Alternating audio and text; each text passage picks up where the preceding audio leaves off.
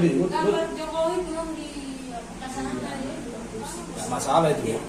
Selamat sore pemirsa, hari ini kita mewawancarai Bu Juliana Pardosi SH yang merupakan kuasa hukum dari Pak Pendeta Iwan Sarjono Siahaan yang diduga dikriminalisasi oleh aparat kepolisian Pangkalan Kuras, Polres Pelalawan. Silakan Ibu Juliana, bisa disampaikan seperti apa perkara dugaan kriminalisasi yang menimpa klien Ibu ini? Ya, terima kasih ya Bang atas kunjungannya ke kantor saya ini. Jadi ingin saya ingin sharing ya bagaimana klien saya bernama Iwan Sarjono Siahaan, profesi seorang pendeta, telah mengalami peristiwa yang luar biasa aneh kalau saya sebut ya. Kenapa luar biasa aneh? Biasanya luar biasa kalau namanya dihukum ini suatu yang aneh, karena bagi saya penyidik atau para petinggi atau penegak hukum itu adalah orang-orang yang telah dididik sedemikian rupa dengan didikan yang dibiayai oleh negara pula ya kan. Nah, tapi kenapa bisa terjadi hal yang dialami oleh klien saya? Ya, secara singkat saya buat cerita singkat saja. Jadi klien saya pernah atas perintah dari ayahandanya beliau, yang mereka adalah mempunyai kebun lahan sawit di areal Bukit Kusuma di Pelalawan.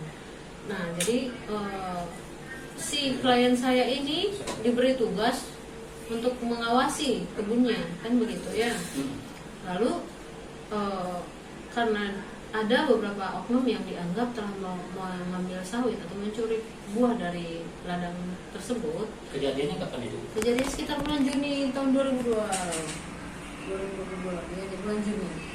Ya, tepatnya di tanggal 11 Juni 2022 lah. Klien saya berinisiatif untuk melaporkan hal-hal yang dianggap sudah legal ya, yang terjadi di area itu, yaitu pencurian buah. Jadi dilaporkanlah pihak-pihak yang dianggap telah mencuri buah ini ke Polsek Pangkalan Kuras. Oleh Polsek Pangkalan Kuras diterima laporan itu, lalu disarankan untuk memenuhi kelengkapan daripada atau bukti-bukti untuk kelengkapan laporan ini, kan gitu ya. Jadi ada beberapa unit kodisel yang berisi buah sawit sudah disampaikan ke sana, tapi saksi-saksi atau orang-orang yang akan diperiksa ini adalah supirnya tersebut ya, tepatnya adalah Pak Alex Sinutumorang nih. Nah, oleh klien saya disarankan lah, tolong dipanggil bagaimana supaya mereka bisa kami periksa gitu. Oleh klien didatangi lagi ke sana. Mereka orang-orang yang dimaksud sedang di tengah jalan nih bawa sepeda motor 3 orang.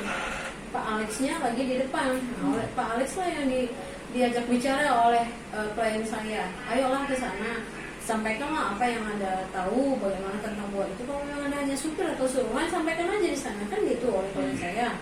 Tapi Pak Alex itu orang ini justru mengambil kunci motor, sepeda motor bernopol berapa tuh? Nopol 617 ya, 617 L itu. Nah, ditinggalkan di tengah jalan bersama oleh 3 orang lagi, begitu.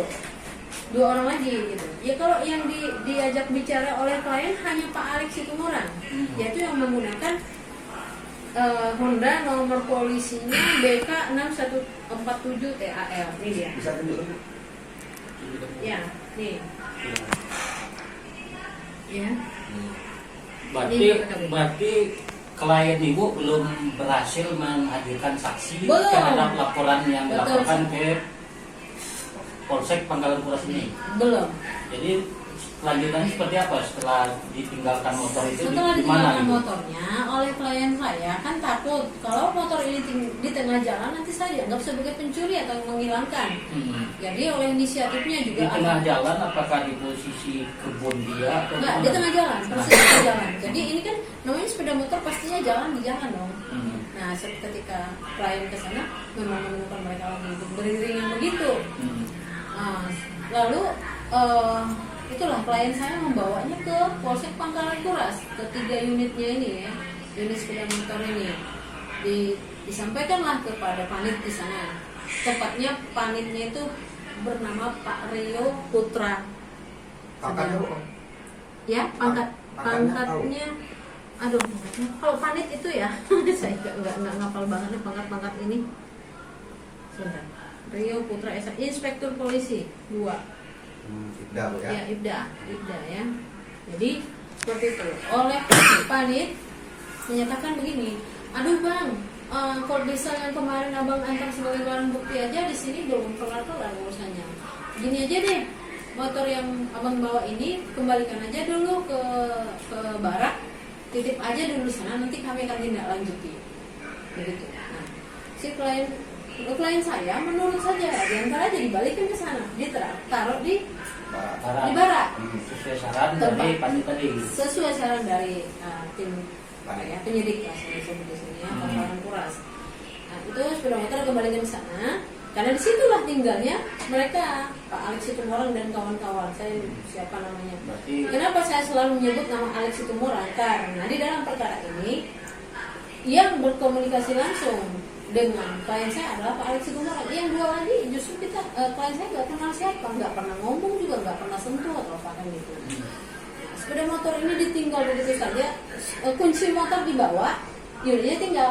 Nah itu diangkat pakai mobil oleh klien saya. Setiba dikembalikan ke barak, klien saya kembali beraktivitas seperti biasa. Nah kemudian dia dengar bahwa ternyata polisi sudah datang mengambil lagi itu yang 3 unit. Berapa hari kemudian itu? Seminggu kemudian klien saya menyatakan udah diambil. Nah pikiran oleh klien saya bahwa itu akan diproses seturut laporannya. Artinya dia minta permisi nggak ngambil main atau mobil? Oh tidak ada. Tanpa sepengetahuan oleh klien saya, tidak ada. Kami ambil lagi untuk barang bukti, tidak ada. ketika itu klien itu di mana gitu?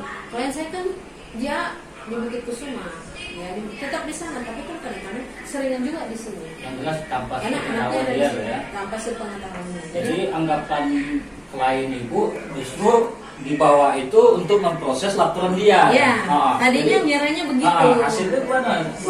Faktanya. Yang menjadi kita nyadarin begini, pada saat klien saya kebetulan membutuhkan SKCK harus ke Polres Pelalawan. Berapa hari kemudian tuh setelah motor itu dijemput? Setelah motor dijemput kan sekitar bulan Juli. Nah di bulan Juli saya tanggalnya juga enggak.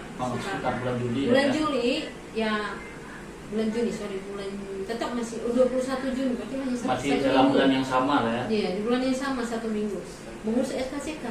Dan setelah SKCK selesai, tertulis di sana bahwa dinyatakan di sana bahwa yang bersangkutan sedang tersangkut pidana 351. Itu diberitahu apa Ya. enggak? Dilihat tertulis langsung di sana. Enggak dikasih tahu pakai. Tidak dikasih tahu. Oh, tertulis itu ada. Ini kan sudah luar biasa. Apa salahnya dibilang ini begini loh Pak Yoni? Tidak ada. Lalu seperti itu saja. Jadi karena klien saya merasa kaget, ditelepon ini Pak Kasat Reskrim Nur Rahim. Iya.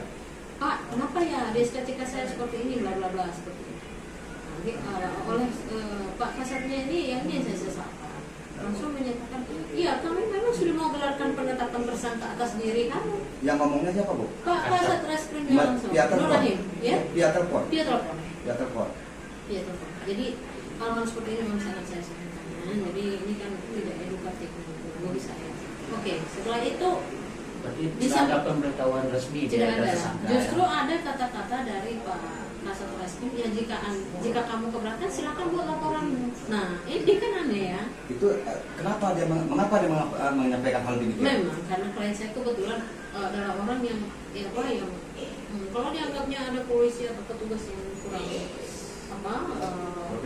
profesional menurut anggapan dia langsung lapor ke propam. Yang tidak profesional ya. Iya. Seperti itu kan bagi kita kan itu hal-hal yang lumrah. Itu kan resiko profesi. Sentimen lah sebenarnya. Ya, jadi makanya saya mengkrop ini masalahnya adalah bukan persoalan pidana, tapi sentimen pribadi yang menimpa klien saya. Nah, oke, saya lanjutkan. Setelah itu tiba-tiba di tanggal 25 Juli 2022 klien saya menerima SPDP dari Polsek Pangkalan Kuras yang menyatakan IS sebagai terlapor perampasan pasal 368. Langsung SPDP. Dipanggil saja belum, diperiksa pertama kali juga belum, sudah ada SPDP. SPDP itu kan bagi kita orang yang sudah biasa berhadapan dengan perkara. Kalau SPDP itu sudah 80% sudah harus tersangka. Kalau menurut Ibu selaku lawyer itu ada yang menyalahi nggak?